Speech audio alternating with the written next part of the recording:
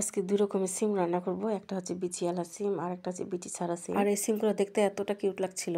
চিকন, চিকন হলো, বিচিটা বেশ বড়, বড় ছিল। আর বিচি ছাড়া সিমগুলো দিয়ে আমি ভর্তা বানাবো আজকে আলু দিয়ে। আসসালামু আলাইকুম এভরিওয়ান, আপনারা সবাই কেমন আছেন? আশা করি সকলেই ভালো আছেন। চলে আসলাম আপনাদের মাঝে নতুন একটা ব্লগ নিয়ে। আর এই যে বেগুন কেটে নিচ্ছিলাম, বেগুন দিয়ে সিম দিয়ে আজকে আমি শুটকি দিয়ে রান্না করব। অনেকদিন ধরে বেগুন সিম দিয়ে শুটকি রান্না হচ্ছে না। আর আমার কাছে এই শীতকালে বেশি ভালো লাগে এই সিম দিয়ে শুটকি দিয়ে। তো আপনাদের কাছে কেমন লাগে কমেন্টে জানাবেন। তারপর এদিকে আমি কয়েকটা আলু ছিলে নিচ্ছিলাম আর চামিচ দিয়ে করছিলাম আমি। এভাবে চামিচ দিলে পরিষ্কার করলে খুব তাড়াতাড়ি হয়ে যায়। তো বেশিরভাগ সময় আমি নতুন আলু এইভাবে চামিচ দিয়ে করি। অন্যদিকে সবগুলো সিম তো রান্না করবো না, যেগুলো একদম বেশি ভালো ফ্রেশ ওগুলো সুন্দর মতো রেখে দিচ্ছি। ওটা কালকে রান্না করবো, সেই জন্য বেছে বেছে রেখে দিচ্ছিলাম আমি।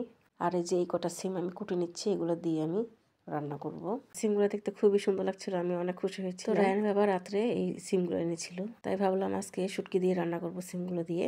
তারপরে যে আমি শুটকিটা রান্না করব, আমার পেঁয়াজটা একটু বাদামি কালার হওয়ার পর আমি একটু পানি দিয়ে দিয়েছিলাম। তারপর আমি এখানে পরপর সব মশলা অ্যাড করে দিব। প্রথমে আমি হলুদ দিয়েছিলাম, তারপর ধনিয়া গুঁড়ো দিয়ে দিয়েছি, তারপর গুঁড়া মরিচ দিব আর একটু রসুন বাটা দিব, আর কিচ্ছু দিব না আমি এখানে। দিয়ে আমি ভালো মতো মশলাটা কষিয়ে নিব। আর শুটকির তরকারিতে রসুন না দিলে তো একদমই ভালো লাগবে না, আর রসুনের কারণে শুটকির তরকারি কিন্তু অনেক স্বাদ হয়। তো আমি এখন অনবরত নেড়ে নিব, ভালো মতো কষিয়ে নিব মশলাটাকে আমি।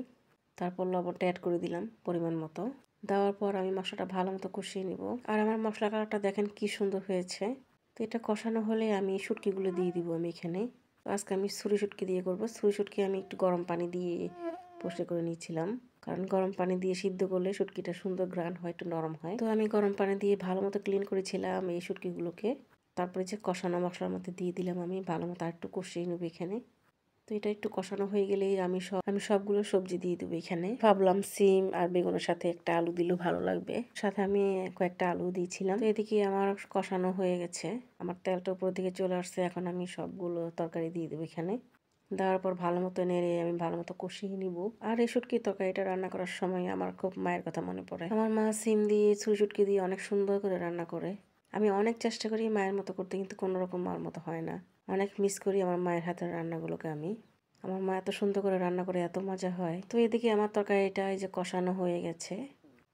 তারপর আমি পরিমাণ মতো এখানে পানি দিয়ে দিব আমি। তো পানিটা দেওয়ার পর এই যে আমার হয়ে গেছে। তো আমি এখন ধনেপাতা দিয়ে দিব, বেশি করে দিয়ে একটু উল্টে পাল্টে নিব, যাতে ধনেপাতার গ্রানটা একদম পুরো তরকারিতে লেগে যায়। তো এই যে আমি একটু নেড়ে দিব, বেশি করে ধনেপাতা দিয়েছি। আর আমার সিম রান্নাটা দেখতে কেমন হলো আপনারা অবশ্যই কমেন্টে জানাবেন। আর বন্ধুরা, কে কোন জেলা থেকে আমার ভিডিওটা দেখেছো অবশ্যই কমেন্টে জানাবেন। ভালো হলে লাইক কমেন্ট করবেন, আর একটু কষ্ট করে শেয়ার করে দিবেন। আর অনেকদিন পর এটা রান্না করেছিলাম, তো খেতে এত মজা হয়েছিল কি বলবো। টমেটো দিলে আরো ভালো লাগতো। আমাদের চট্টগ্রামে কিন্তু এইভাবে শুটকি তরকারি রান্না করি আমরা। চট্টগ্রামে যেভাবে সিম দিয়ে শুটকি দিয়ে রান্না করে আমি ঠিক সেভাবে রান্না করেছি। তরকারিটা হয়ে যাওয়ার পর আমি যে সিমের ভর্তা বানাবো, আর আমি শুকনো মরিচ বেশি করে ভেজে এভাবেই ফাঁকি করে রেখে দিই। ভর্তা বানানোর সময় আর কোনো প্যারা হয় না আমার। অনেক সময় শুকনো মরিচ ডালতে অনেকটা বিরক্ত লাগে, সেই জন্য একেবারে ভেজে আমি এভাবে রেখে দিই। তারপরে যে পেঁয়াজ দিয়ে আমি শুকনো মরিচ দিয়ে লবণ দিয়ে মেখে নিচ্ছিলাম, আর এই মাখা থেকে এত সুন্দর একটা ফ্লেভার আসতেছিল। আর এই শীতকালে কিন্তু আলু দিয়ে সিম দিয়ে টমেটো দিয়ে ভর্তা বানালে এত ভালো লাগে, যারা পছন্দ করে তাদের কাছে অনেক ভালো লাগে। আর এটা মাখানো হয়ে গেলে আমি আলুটা প্রথমে আমি ভেঙে নিব। আলুটার মধ্যে নেওয়ার পর সিমগুলোকে একটু আমি চেপে চেপে পানিটা ফেলে দিয়েছিলাম।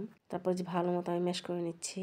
আজকে ভর্তাটা খেতেও অনেক মজা হয়েছিল, একদম দুর্দান্ত হয়েছিল। আমরা তো দুজন খেয়ে একদম তামা তামা করে ফেলছি। আর শীতকালে কিন্তু এই ভর্তাটা খুবই ভালো লাগে। আর সবাইকে ভর্তা ভাতের দাওয়াত রইল, সবাই চলে আসবেন আমার বাড়ি। এই যে আমার ভর্তা বানানো শেষ। ভর্তা বানাতে বানাতে এখানেই বিদায় নিব।